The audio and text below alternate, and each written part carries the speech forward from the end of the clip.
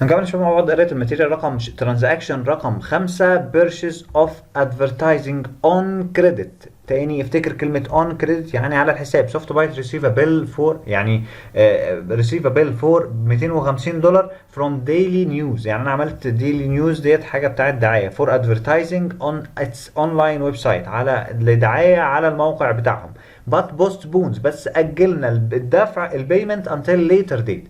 postpone يعني but postpones payment until a later date يعني أجلنا الدفع لوقت متأخر لوقت تاني يعني. This transaction result in an increase in liability. أنا عليا التزام، أنا ما دفعتش فأنا عليا التزام and decrease in owner's equity وعليا مصروف زاد. فلما المصروف بيزيد المصروف زاد أهو يعني بيجي ماينس للأونرز equity بيقلل حقوق الملكية.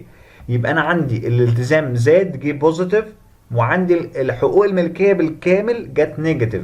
يعني الاكسبنس زاد المصروف زاد والمصروف لما بيزيد هو طبيعته ماينس طبيعته ماينس. فلما المصروف زاد بيجي ايه بيجي بالماينس فده زاد وده قل ب $250. طب ليه ما قلناش ده اصل؟ لان انا استخدمته خلاص ده اعلان اتعمل وخلاص خلص. الاعلان اتعمل على الموقع بتاعهم وخلاص خلص. ما ينفعش اقول ان اصل مش هيجيب لي منافع مستقبليه ده اعلان وصرفته خلاص. واحد يقول طب ما الاعلان ممكن يجيب لي حاجات في المستقبل ويجيب لي عملاء بقى وشغل في المستقبل. انما الاعلان نفسه لا وقته خلص وانتهى. فعشان كده بنرميه مصروف اكسبنس مش بنرميه اصل. مش بنرميه اصل. انا هيجيب لي منافع مستقبليه بس ده مش هو اللي هيجيب لي ولكن الاحداث بقى والشغل بتاعي هو اللي هيبدا يجيب لي وهيسمع مع العملاء. عشان كده بنرمي ده مصروف.